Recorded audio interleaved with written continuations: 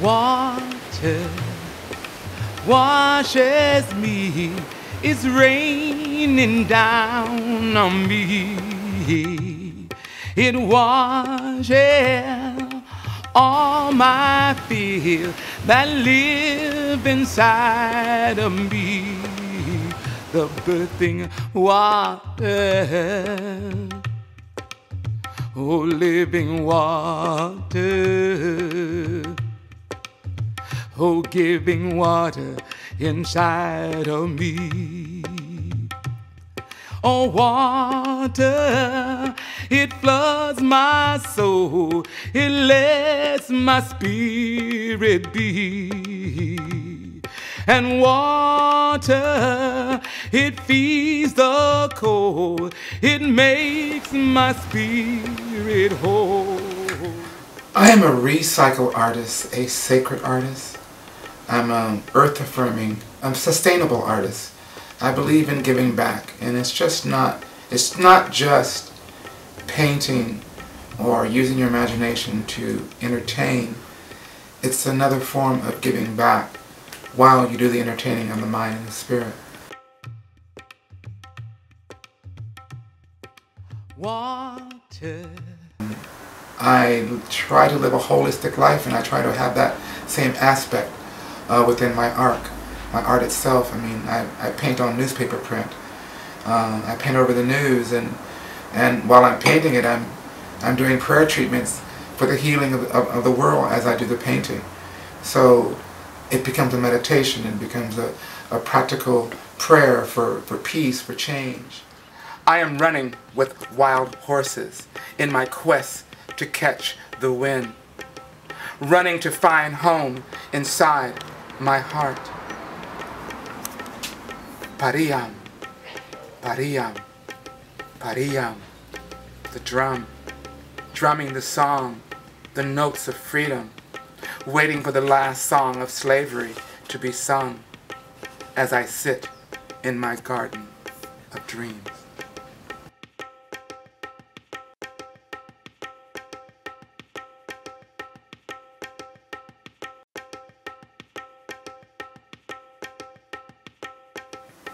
One of the reasons I ended up in Laguna Beach is that I came to UC Irvine to study comparative literature, or originally English, on scholarship, and I found Laguna Beach as the most viable community for me while I was in Orange County.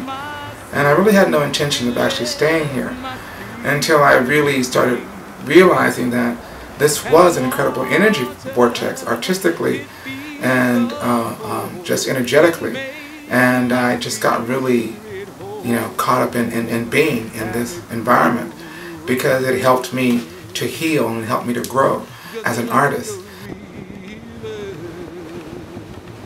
I always said that I lived a sad but beautiful life, and I wanted to learn how to live with the sadness and make great stories out of them instead of having just be a blues song. I always say, I want to sing the blues, I want to live the blues.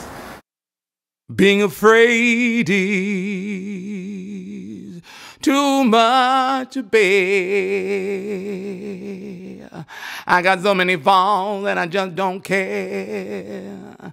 And minutes and seconds and seconds. So I really settled here in Laguna Beach to get over the pain that I kept enduring over the years, and to turn those pains into something that, into something valuable, like pieces of art. And Laguna Beach became a place that I could viably do that. And I started peeling the onion, so to speak, and finding the nice little pearl underneath. And when you feel the love, you find the answer. Are just unfair. Everybody is somebody's lesson. And when you feel the love, you find the answer. It's just feeling the love, knowing the love, and it cures. And deep inside my screen, I'm just trying to be a human being. I'm a human being. Yes, I'm human. Yes, I'm a human being. Just like you. You know, my mother was very strong, and she was very resourceful, and she was very brilliant in how she went about surviving, because she made it look like it was effortless, and there was not really a problem. And many times we were struggling, but we just never felt it. We felt loved and supported. And that always stuck in my brain as being the most important thing, is be comforted within. And if you had that sense of self, you could survive. My father sang blues song, and my mama, she sang lullaby. And they were wishing on wishing trees, and never really asking why. Living on the limbs of grace, living in the arms of faith, just trying to be, just trying to be human being. Yes, I'm human. I'm a human being. Oh, yes, I'm human. Being raised with my grandparents was an incredible experience for me, because I got to grow up with older people that were very loving and very, very caring, and they were trying to do better than they did with my mother, with us, and it was very evident. My grandfather spent a lot of time with us. He told me a lot of stories and on a daily basis, and he really helped develop my sense of story, my sense of telling, because he made up fables that he told me all the time, and we go on fishing trips, and while we were fishing he would tell me these stories that I know he made up, but they were very entertaining, and I learned a lot from him, and there were his own little favorite little African fables that he'd make up, and I enjoyed that. And my grandmother ended up, she was a seamstress, but she was having an operation, a hemorrhoid operation, and her heart stopped on the operating table because of the anesthetic, and she became blind. And so for entertainment during the summer, she would take me with her to describe the scenery while we would take these train rides across country. And it taught me how to be someone's eyes, and it taught me how to look at something, to be able to become part of it, understand it, and replicate it in some form or fashion back to someone who had no vision at all. It wasn't as if we were both sharing the same outlook. She had no outlook anymore, and I had to be her eyes, and it was a real learning experience for me to understand how to look at scenery, how to look at life. I'm a human being. I'm so human, just like you, and just like me.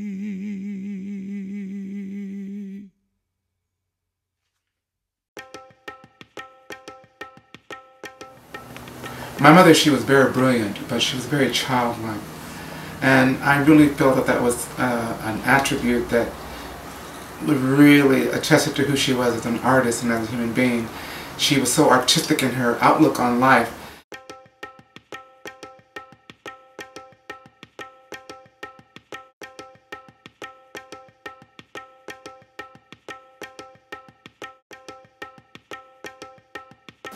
Being the eldest of 6, I had an understanding of how my needs were fulfilled by being useful to others.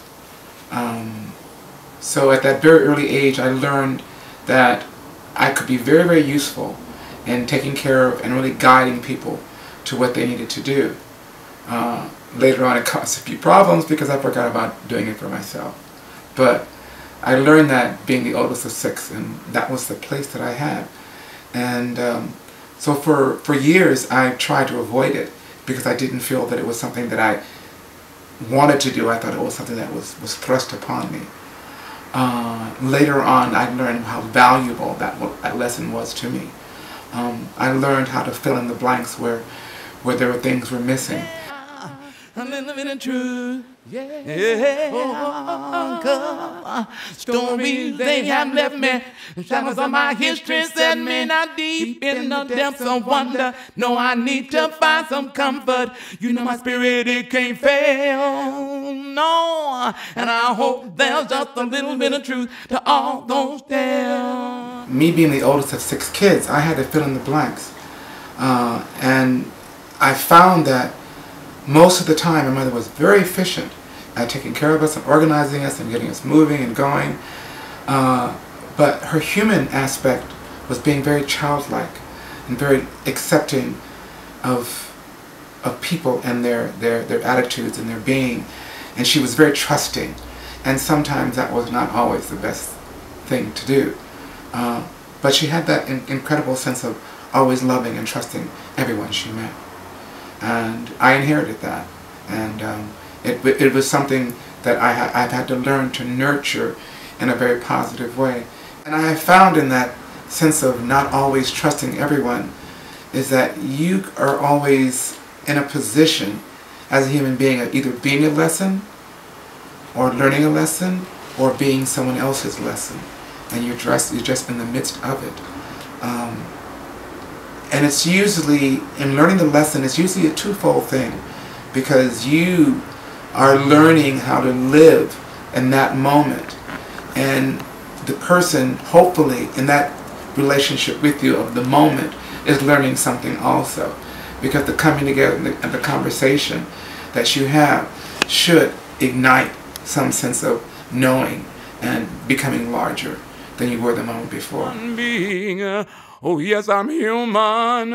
I'm human just like you and just like me. Oh, I'm so human. I'm a human being. I'm so human, just like you and just like me.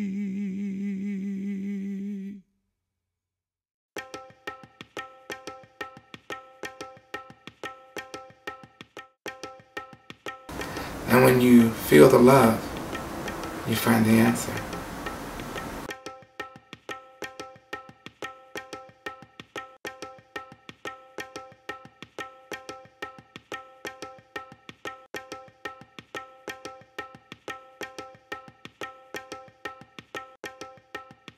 I'm a human being.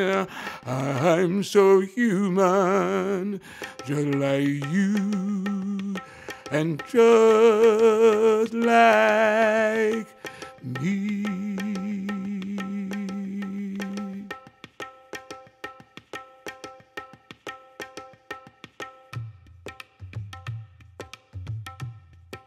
Water washes me, it's raining down on me. It washes all my fears that live inside of me. The birthing water, oh living water,